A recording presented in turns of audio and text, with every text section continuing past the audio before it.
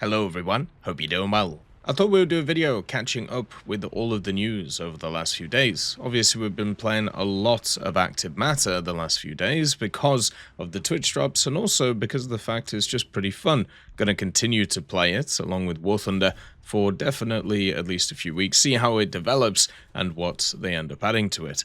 But in this video, we'll have a chat about sales, we'll have a chat about changelogs, and even some data mines. Of course, we have a bunch of news before the event, which is coming out later this week, so we'll also cover that too. As always, if you enjoy the content, make sure to subscribe, and also like the video. Let's get started. The first part of the video is for the autumn sale, which they are doing from the 29th of September until the 6th of October. Basically what they're doing is they're putting all of the starter packs on half price. Now if you want to pick any of these up, I'll leave a link in the description and also a pinned comment for you. Basically all of the starter packs are fantastic value when they are 50% off. You get 2 vehicles, usually premiums. You also get 7 days worth of premium account and also 120,000 silver lions. The actual cost of the starter packs, especially when they're half off, is usually the same as what it costs for the premium account. So you basically get 2 free premiums on top of the premium account and SL. When it comes to pretty much all of them, I would say the Swedish one is quite nice. The Soviet one is all over the place, but actually very nice with the I-153 and the T-126. And also the Chinese one is probably the best, along with the British one too. But all of them are great value. If you are looking to start a new tech tree, or if you're looking to kickstart something in War Thunder, or maybe get some additional vehicles for certain pages of history events, they're all not too bad. They all work incredibly well. The weaker ones are probably the American one, since you only get 2 rank 1s, but it's also the cheapest, so it's not too bad. And then also the Italian one is not fantastic with the M1441, which is not a fantastic vehicle. All of the rest, though, are great, and especially the British one, and especially the Chinese one, are just absolutely wonderful. The next piece of news is we had an update, 2.49.0.33, and they're continuing to improve the game, or at least trying to, who knows. But the fact is, there has been a few bugs with this last major update. One of them actually has come back from the last update, and this is something that a few people have talked about. It seems like in ground forces, if you reverse and then get shot, it just kind of negates your armor, because that's a standard thing. This happened in the last update, and there have been reports that it's happening in this one. So just be careful of that. I haven't tested it myself, but there is a lot of people who seem to believe it's happening. So just watch out while you're reversing. Make sure that you are covered. For this update, we start off with the IL-28 and also the H5, which is the IL-28 in the Chinese tech tree.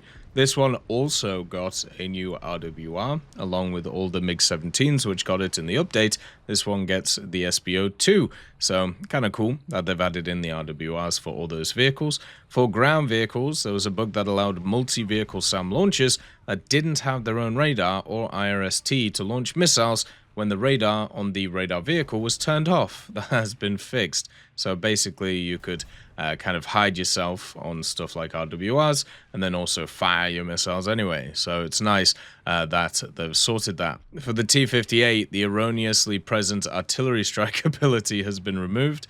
Yeah, for some reason the T-58 had artillery. Don't know why, because it's a heavy tank and heavy tanks don't get the artillery strike. And I wonder how many people are going to kick up a fuss about this, because obviously it's a paid product. This one you actually have to buy, and they're technically taking away modifications from it, which do affect its usability. And this definitely falls into the realm of, you know, I paid for a product and now you've made it weaker. You know, am I going to be okay with this? Am I not going to be okay with this? The T-58 is still really fun though, and we made a video about it last week if you want to generally see my thoughts on it. So for naval vessels, we have the USS Maryland. The size of the smokescreen deployed from the OS-2U3 Scout aircraft has been increased, so therefore it'll be easier to hide your Maryland. And also the Von der Tann, the Helgoland, the Kaiser, the Setsu, and the Kerch. There's a bug that caused the torpedo counter to display wrong values, and that has been fixed, which is of course very positive. They fixed some graphics as well. There was a bug that caused the airfield markings to not display on ultra low quality, and that has been fixed too. And a bug on DX12 and Vulkan APIs that caused the HUD and MFDs in cockpits of some helicopters to flicker has been fixed also. And for VR, the size of the sector where tanks automatically try to keep their gun aim in has been increased from 30 to 80. Keeping the crosshair of the player's field of view is a mechanic that helps prevent the crosshair from being lost, so it's just easier to be able to see it, which I think is positive. Talking about VR, I wonder what's going on with Aces of Thunder. I still don't think it's got a release date attached to it, so I wonder what's going to go on with that. I wonder if they're actually going to release it soon or not. It'd be kind of surprising if they don't, but who knows at the end of the day. Anything's possible with that game since I don't think it's been in development hell. I think they're just trying to work out what to do with it, since obviously the PlayStation VR stuff kind of fell flat on its face. There was also some data mines which point towards future events, and also probably some Twitch drop stuff for the esports things. As we know, the esports stuff was supposed to be live the last weekend, but they had to postpone it by a week, and they said it was technical difficulties. During the actual kind of open qualifier for this event, they actually had issues too, so I'm guessing there's problems on the server side of things, or there's problems with the system that they use, but basically it should be next weekend and also the weekend after. And to complement that, they always do Twitch drops, because obviously it boosts viewership and puts more eyes on the product. So this time, what they're doing is a new profile frame image, which is the frame crystal shards, which is very similar to the kind of theme that they're doing for the Air Superiority tournament. And then also some new profile headers have been added. The Air Superiority one, and then also the EFV one, because of course the EFV event is starting this week, on Thursday I believe, so kind of cool to see that. So some added little things to the files.